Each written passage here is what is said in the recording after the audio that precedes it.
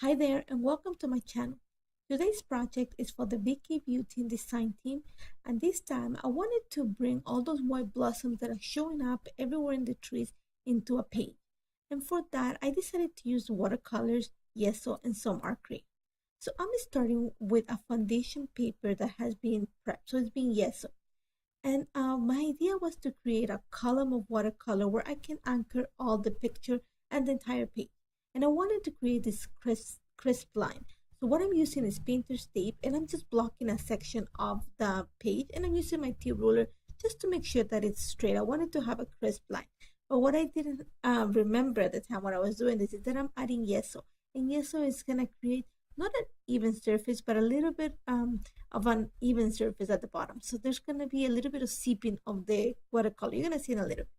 Now, what I'm bringing here is warm colors. And you might think warm colors, a lot of winter, but I'm going to use a lot of pinks and yellows and oranges. And yes, a little bit more fallish, but I'm going to add a lot of white. So one is something that was going to contrast nicely. And for this, all I'm doing is a technique that I love, and is I'm just dropping some splatters of the watercolor along with water, and I'm just gonna use my brush just to help it, like, move it around. I want something really fluid. And as you see right now, I put drops of every single color that I'm using. I'm going from yellow to pink. And my idea here, like I said, is I just wanted something like, my idea was to have this column of watercolor, and I wanted to anchor everything there. So all I'm doing is I'm working really fast. Even though I've sped up the video, I'm working fast because I don't want to have a lot of dry spots. And if you saw at the beginning, I added a lot of water. So all I'm doing right now is helping it with the brush, and I'm just moving the paint along, joining. You can say that I'm joining the water with the watercolor, and that's going to create the little puddles of watercolor on the background. And as you see right now, every time that I'm actually hitting the painter's tape, I'm trying to dry it up, and I'm realizing as it's going along that the paint, or the watercolor in this case, is actually going underneath the tape, and there's really not much I can do. Even though I pressed, it's still gonna go through because the gesso, even though I used a brayer to apply it, it's not gonna be completely smooth. So there's gonna be a little bit of dips and holes on the surface, and that's what the watercolor is gonna puddle a little bit. I'm still gonna get a crisp line, but not the straight edge that I thought I was gonna get.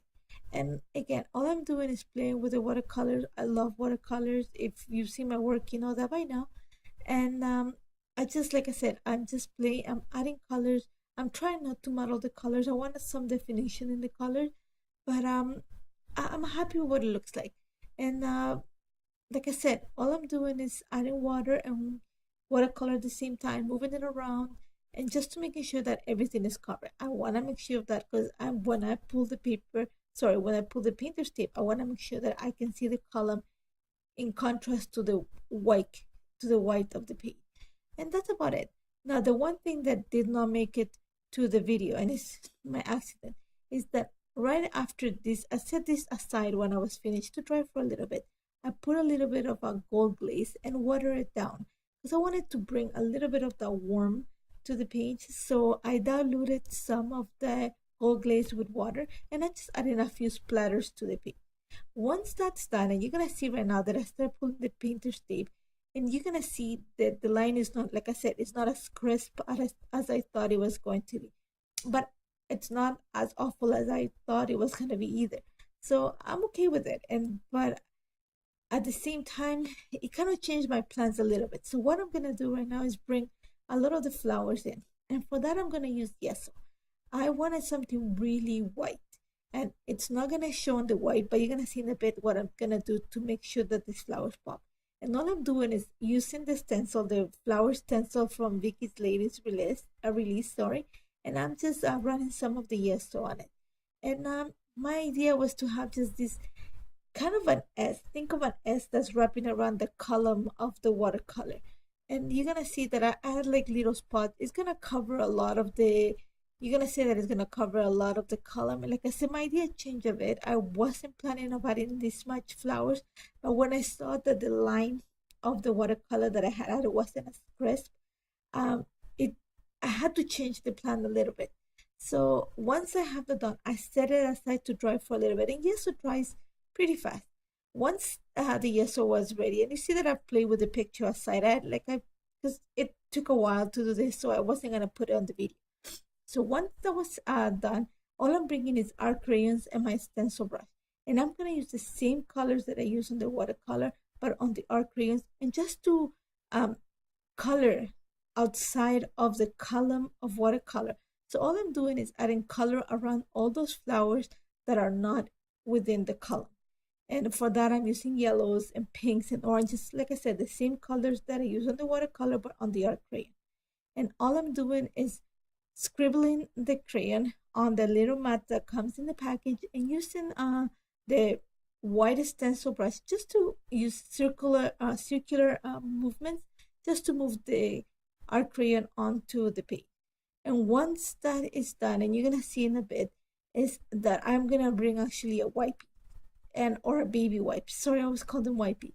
And why I'm doing that is because I'm gonna buff the surface of the gesso. Like I said, I wanted the whiteness of the flowers to show. I did not want to hide them in the color. So I'm gonna start buffing just the flowers, the gesso they are added through the stencil, and you're gonna see that there's gonna start showing.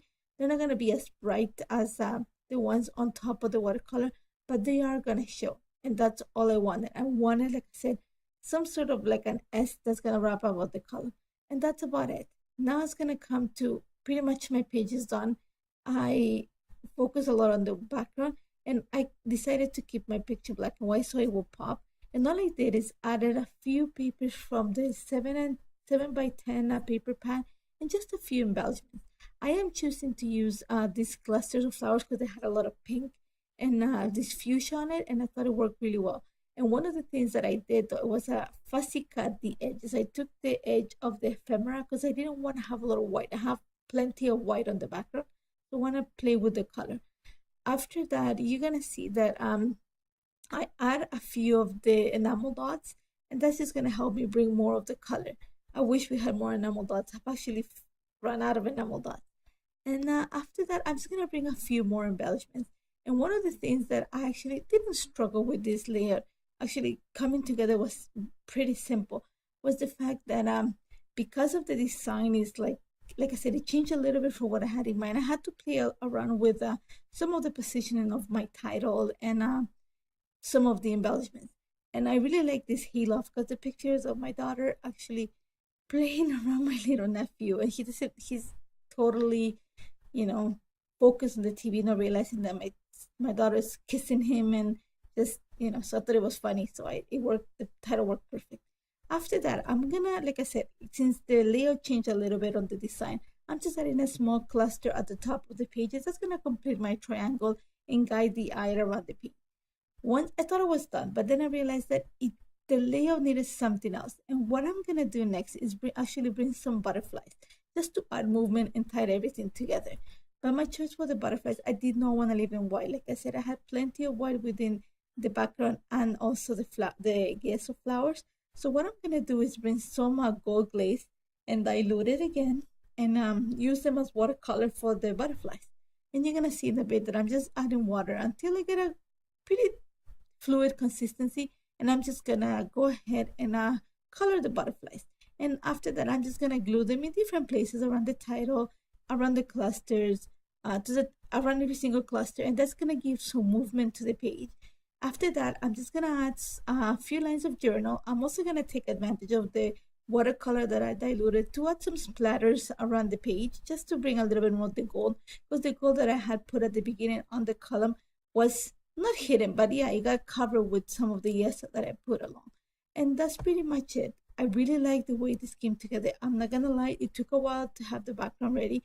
And that's because I had to get the watercolor, and there's a few steps in it, but totally worth it. I love the fact that, it was so easy to transition from watercolor to the art crayons, colors match. Super simple. The gesso, it's amazing. Vicky's gesso, I've tried a few of them, and this one is really, really nice. It works nice, not only with Vicky's stuff, I tried it with some other stuff, so try it. Another thing that I have to purchase because I've already run out of gesso too, but totally worth it. And I love the fact that there's a lot of white, and there's some pops of color in this too, and love the layout. I love even though there's a lot of yellows and you think fallish, it actually a lot of sprinkles of the vibrancy of the flowers. And that's about it. You're gonna see the close-ups right now. Try it, give it a try. Like I said, I think the technique of creating the column didn't work on this because of the gesso. So I will try it again on watercolor next time and we'll see how it works. But try it, super simple. Check Vicki's stuff, it's amazing. I always say that. Thank you for joining me today. If you have any questions, do not hesitate to contact me. I would love to help you. Thank you so much for being here. Bye bye.